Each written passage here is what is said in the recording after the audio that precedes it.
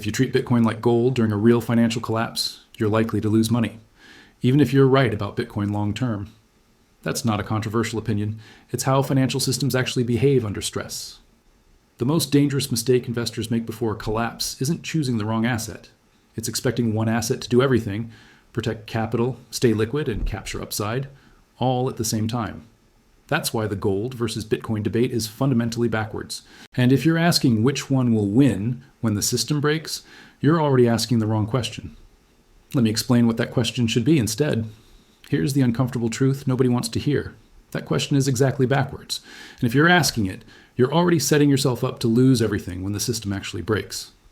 Let me explain why, and more importantly, what you should be asking instead. Right now, we're sitting on multiple financial time bombs that could detonate simultaneously. The commercial real estate market is experiencing a slow motion collapse as office buildings sit empty and property values plummet. The artificial intelligence bubble has created valuations that make the dot-com crash look modest. U.S. public debt has reached levels that would have been considered impossible just a decade ago. The dollar is being systematically debased through monetary policy. The current administration's unpredictability adds political risk to an already fragile system. And in the middle of all this, we have a cryptocurrency market filled with speculators who think they understand financial principles, but will panic sell the moment real fear hits. The lack of regulation means scammers operate freely, creating projects designed to extract wealth from the naive. When the crash comes, these speculators won't be philosophical about monetary theory. They'll be desperate for liquidity. But here's what makes this situation truly dangerous. People are treating this like a sporting event where they need to pick a team. Gold versus Bitcoin. Old money versus new money. Traditional safe haven versus digital revolution. This thinking will destroy you. Before we go further, quick note. If you find this kind of analysis useful, not predictions, not hype, but frameworks for thinking, consider liking the video and subscribing. It helps this channel reach other people like you who actually care about understanding how these systems work. And one question I want you to think about, and maybe comment honestly, if both gold and Bitcoin fall at the same time in a crisis, which one do you think people will sell first, and why? Because when financial systems actually collapse, assets don't compete based on ideology or marketing narratives. They compete based on how they function under extreme stress. And to understand that, we need to look at what these assets actually are, not what people wish they were. Let's start with something that most Bitcoin advocates don't want to acknowledge. Bitcoin has never been tested in a true multi-year, debt-driven collapse of the traditional financial system, not even close. Bitcoin was created in January 2009, right after the global financial crisis had already broken the system. It didn't exist during the dot-com crash. It didn't exist during the 2008 banking collapse. There is no Bitcoin data from those periods, no matter how confident some people sound when they talk about Bitcoin's crisis performance. What Bitcoin has experienced are macro stress events, but always as a young, volatile, adoption-driven asset operating inside a system that was still fundamentally functioning. The European sovereign debt crisis from 2010 to 2012 was serious, but Bitcoin was tiny and ignored by institutions. March 2020 was violent but brief. The 2022 rate shock and inflation response tested Bitcoin's correlation with risk assets. The 2023 banking stress around Silicon Valley Bank created a brief rally based on narrative, not fundamental capital flows. In every single one of these events, Bitcoin behaved like what it actually is right now. A high-risk, speculative asset with limited institutional depth compared to traditional safe havens. When panic hit and margin calls needed to be met, Bitcoin was sold alongside equities and other volatile investments. This isn't an attack on Bitcoin. This is observable market behavior that tells us something critical about Bitcoin's actual role during liquidity crises. Bitcoin is a non-sovereign digital monetary network with genuine strengths. It has a transparent monetary policy that no government directly controls. It can move across borders without physical transport. In a world where trust in institutions is declining, these features have real value. But Bitcoin also has structural weaknesses that only reveal themselves under pressure. Most Bitcoin isn't held in cold storage by sophisticated users. It's held through exchanges, custodians, ETFs, and regulated intermediaries. This reintroduces counterparty risk, regulatory risk, and seizure risk. Crypto assets have already been confiscated, wallets have been frozen, access has been restricted through legal and regulatory action. The idea that cryptocurrency is immune to state power isn't supported by real-world evidence. More importantly, Bitcoin depends on infrastructure that can be disrupted. Electricity grids, internet connectivity, legal access to exchanges and conversion services. During normal times, these dependencies are manageable. During systemic stress, every dependency becomes a vulnerability. This is the core distinction that most people miss. Theoretical censorship resistance is not the same as practical accessibility during a crisis. Bitcoin may be difficult to shut down completely, but it can be made very difficult to use and very volatile in the process. Now contrast this with gold's behavior during crises. Gold is not a network or a protocol. It's a physical monetary asset with no counterparty risk. You don't need permission to own it. You don't need a functioning payment system for it to exist. Gold has been part of every monetary regime humanity has built, and it has outlived all of them. Gold can be confiscated and has been restricted in the past. It has storage costs. It can be sold during liquidity panics. But gold behaves differently under stress, and history demonstrates this consistently. In major crises, gold follows a recognizable pattern. When panic first hits and liquidity disappears, gold can initially decline as investors sell whatever they can to raise cash. This isn't a failure of gold, it's a reflection of gold's liquidity. But here's the difference. Gold tends to stabilize faster than most assets. It recovers to pre-crisis levels while uncertainty is still present. It often reaches new highs before the crisis is even resolved. Why does this happen? Because gold isn't pricing growth expectations or earnings potential. Gold is pricing distrust. As confidence in currencies, institutions, and policy erodes, gold becomes attractive, not because it promises returns, but because it promises survival without dependence on anyone else's competence. Central banks hold gold not for yield or speculation, but because when systems are questioned, gold doesn't require belief in any particular outcome. Both gold and Bitcoin can be targeted by state power. Anyone telling you otherwise is selling you a fantasy. Gold can be physically confiscated, but it's difficult to monitor at scale. Bitcoin transactions are easily monitored, but properly self-custodied Bitcoin is harder to physically seize. However, most people don't self-custody correctly. The state doesn't need to eliminate an asset to neutralize it. It only needs to control access, liquidity, and legal usage. This applies to both gold and Bitcoin. The difference is how each asset has historically responded to that pressure. Gold has survived confiscation regimes before. Bitcoin has not yet faced a full-scale, multi-year systemic crackdown under collapse conditions. That doesn't mean Bitcoin won't survive. It means we don't know yet. When you're thinking about wealth preservation, uncertainty matters enormously. This is why comparing gold and Bitcoin as if they're interchangeable is a fundamental category error. They don't solve the same problem at the same moment. Real collapses don't happen all at once. They unfold in phases, and different assets behave differently in each phase. The first phase of any genuine collapse is about liquidity, not ideology. Panic sets in, leverage unwinds, and the system cares about one thing: cash. Not profit, not innovation, not long-term vision, just cash. In this phase, almost everything gets sold. History is clear here. In March 2020, when markets froze, Bitcoin didn't act as a hedge. It dropped hard alongside equities and other high-risk assets. This wasn't because Bitcoin failed philosophically. It was because markets weren't evaluating philosophy. They were evaluating liquidity. Gold also declined in March 2020, but far less severely. More importantly, gold found a bottom quickly. This tells you something fundamental about the difference between being liquid and being fragile. In a liquidity panic, Bitcoin amplifies portfolio stress, gold absorbs it. If a collapse begins tomorrow, Bitcoin is far more likely to increase stress in your portfolio than reduce it. Gold does the opposite. Once initial panic passes, the system enters a second phase called trust erosion. This is when people stop asking how to survive the week and start asking what they can trust at all. This is where Bitcoin's narrative often finds its strongest footing.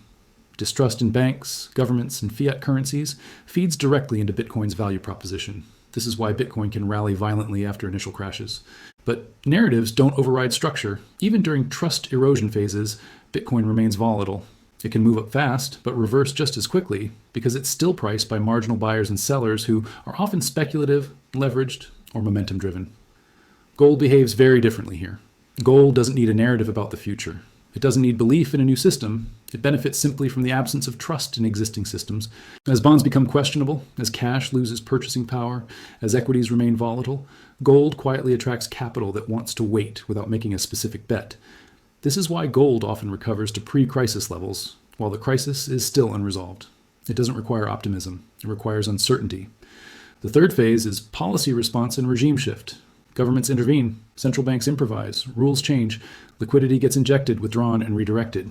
This is where systems get reshaped, not just fixed. Bitcoin can benefit enormously in this phase, but only under specific conditions. If policy responses undermine confidence in fiat systems without aggressively restricting cryptocurrency infrastructure, Bitcoin's upside potential is genuine. This is the asymmetric bet that attracts many investors. But that upside comes with conditions. Bitcoin's performance depends on regulation remaining favorable, access staying open, and network infrastructure continuing to function. It's not unconditional. Gold's performance in this phase is different. Gold benefits, regardless of policy ideology. Inflationary response, deflationary response, monetary expansion, currency debasement. Gold doesn't need policy to be correct. It benefits from the fact that policy is reactive and uncertain. This is why gold has historically moved higher, even when policymakers claim they had achieved stability. The core distinction becomes impossible to ignore at this point. Bitcoin is an asset of optionality. It can deliver extraordinary gains if the system restructures in a way that favors it. Gold is an asset of inevitability. It doesn't care how the system restructures. It only cares that the system is under question. This brings us to the mistake that destroys most investors during collapses. They treat Bitcoin as if it were gold.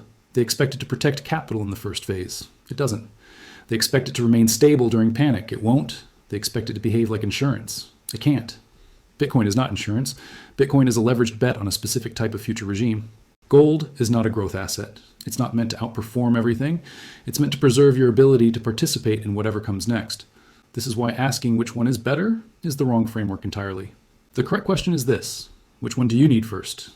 If your priority is survival, liquidity, and maintaining control during a collapse, gold has the longest track record, the shallowest drawdowns during panic phases, and the least dependence on infrastructure or belief systems. If your priority is upside participation in a post-collapse regime shift, Bitcoin can be powerful. But only after the system has already cracked, and only as a calculated allocation, not as a substitute for protection. Gold and Bitcoin are not enemies. They're not replacements for each other. They are tools designed for different moments in the same cycle. Gold dominates during the collapse itself. Bitcoin competes in the aftermath. The investors who lose everything are the ones who ignore this sequence. The investors who emerge stronger are the ones who understand that survival comes before opportunity. This isn't about fear, it's about clarity. When the system is stable, you can afford to chase narratives and bet on revolutionary outcomes. When the system breaks, you need assets that don't require belief or perfect timing. Gold doesn't ask you to believe in anything except that uncertainty will persist. Bitcoin asks you to believe in a specific outcome and to be right about when that outcome will materialize. Looking at our current environment, we have every reason to expect that sequence to matter soon. Commercial real estate markets are deteriorating as remote work permanently changes office demand. The artificial intelligence sector shows classic bubble characteristics with valuations disconnected from current revenue generation. U.S. public debt continues expanding at rates that challenge mathematical sustainability. The dollar faces pressure from multiple directions. Domestic monetary policy continues prioritizing short-term stability over long-term strength. International alternatives to dollar-based systems are gaining momentum among major economic powers. Political uncertainty adds another layer of complexity. Policy consistency becomes difficult when administrative priorities shift dramatically. This makes long-term planning nearly impossible for both institutions and individuals. Meanwhile, cryptocurrency markets remain dominated by participants who mistake speculation for investment strategy. When genuine fear replaces optimism, these participants won't hesitate to sell regardless of long-term potential. The lack of comprehensive regulation means fraudulent projects continue operating alongside legitimate innovations, creating additional systemic risk. Understanding these dynamics means recognizing that the traditional gold versus Bitcoin debate misses the fundamental point. The question isn't which asset will perform better in an abstract sense. The question is which asset serves which function during which phase of a collapse. Gold provides stability and liquidity when systems are under immediate stress. Bitcoin offers exposure to potential regime change after systems have already broken and begun restructuring. Trying to use Bitcoin as a substitute for gold during the early phases of a collapse is like trying to use a race car as a life raft. The tool itself might be sophisticated, but it's designed for completely different conditions. Similarly, holding only gold while systems rebuild themselves around new technological and monetary frameworks means missing opportunities that might not repeat for decades. The sophisticated approach recognizes that different assets serve different functions at different times. Survival precedes opportunity. Stability enables speculation. Protection creates the foundation for participation. When you understand that sequence, the gold versus Bitcoin debate stops being about choosing sides and starts being about proper sequencing and allocation. In the collapse phase, you want assets that function independently of belief systems and infrastructure dependencies. In the rebuilding phase, you want exposure to whatever emerges as the new foundation. The investors who thrive through major systemic transitions are the ones who understand that timing and sequence matter more than ideology. They don't try to pick winners and losers in advance. They position themselves to survive the transition and participate in whatever emerges. This is not about predicting the future perfectly. It's about understanding how different types of stress affect different types of assets and positioning accordingly. The commercial real estate situation illustrates this perfectly. As buildings lose value and loans go bad, the immediate effect is a liquidity crisis for property owners and lenders. During that phase, you want assets that hold value without depending on someone else's solvency. After the crisis resolves and properties get repriced, there will be opportunities to acquire valuable assets at reduced prices. The same principle applies to every aspect of the current financial environment. The immediate phase requires protection. The recovery phase creates opportunities. Trying to capture opportunities during the protection phase typically results in losing both protection and opportunity. Understanding this framework means recognizing that the gold versus Bitcoin debate fundamentally misframes the choice you actually need to make. You don't need to choose between them. You need to understand what each one does and when it does it. Gold protects during uncertainty. Bitcoin participates in reconstruction. Both have roles in a properly structured approach to systemic financial transitions. The mistake that costs people everything is trying to use one tool for both jobs. The sophisticated approach is understanding that different tools serve different purposes at different times. When the system breaks, you'll be grateful for assets that don't require belief, infrastructure, or perfect timing. After the system rebuilds, you'll be grateful for exposure to whatever emerges as the new foundation. That sequence understanding is what separates investors who survive and thrive from those who get wiped out trying to time the perfect transition. The gold versus Bitcoin debate misses the point because it assumes you need to make a binary choice. The real insight is understanding that financial collapses and recoveries happen in phases, different assets excel in different phases, and proper positioning means having the right tools available for each phase of the cycle. If you understand this now, before panic makes decisions for you, you are already ahead of most participants who are still arguing about which team to join instead of understanding what game is actually being played. This is just one piece of the bigger picture. Subscribe if you want to understand the full context and how to better protect yourself in uncertain times. And the video on screen takes this story one step further.